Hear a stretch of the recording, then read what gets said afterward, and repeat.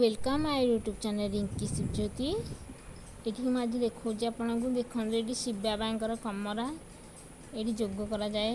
तो ये मुझे कटक फुलनखरा विश्वशांति सरोवर के सुंदर है जगटा। देखो ये शिव भी शंकर माने ये अच्छी मूर्ति बढ़िया है के सुंदर सुंदर फूल भी सब अच्छी बढ़िया लगुच। एपटे क्लास करा जो बड़ हॉलटा अच्छे एपटे आम शिव बाबा ये अच्छी जोग करने बाबा कमरा।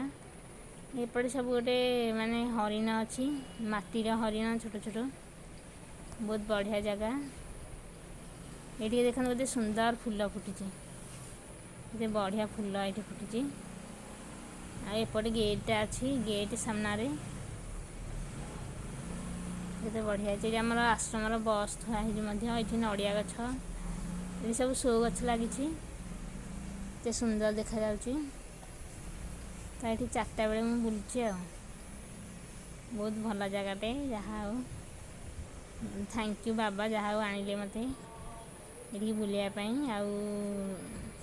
बहुत भल लगे बहुत खुशी लगुच जहाँ हो ये जगह को आसिकी बहुत भल लगुच।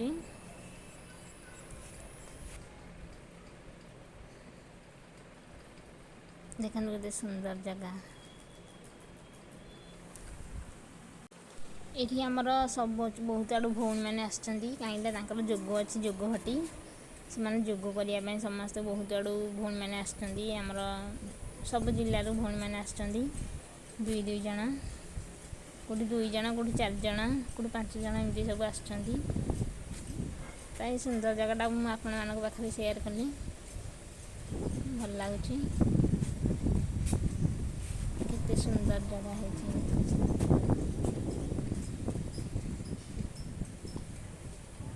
बहुत बढ़िया लगुच भिडियोटी ये सब भौणी मैंने सब फोटो उठाउछन ये भितर समस्ते जोग करती। ये आमर बाबांकर कमरा ये गोटे बंशी चित्र भी अच्छी कृष्णकर शंख भी ये अच्छी चित्र कराई। एबे चलते आम जा भितर को टिके एपटे भी गोटे बंशी चित्र अच्छी ये बढ़िया फूल गछटे अच्छी।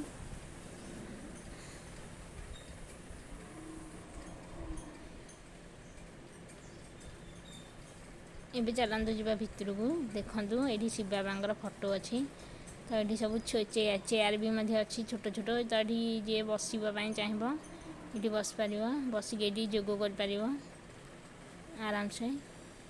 एपटे भी माने बसापी अच्छी सुविधा ये सब बस। तो ये आम शिव बाबा परम पिता परमात्मा। तो ये ब्रह्मा बाबा शरीर आसिक प्रवेश करके सब आत्मा को ज्ञान देते। तो ये राति देखो के सुंदर भी है राति लाइट पड़ी के बढ़िया देखा जाउची। तो मुझे आसती तो भाविली गोटे भिडियोटे करदेवा आ किए आसपार कि नहीं। तो ये गोटे भिडियोटे करदेली बाबा भी केते चकचक देखा जाउछन्ति लाइट रे संध्या बेले।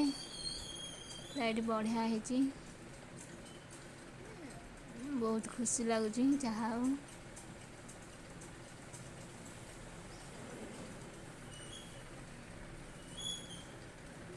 बहुत बढ़िया है। सब भौणी मैंने भी आसती अलग अलग जगार। रोची नमस्कार।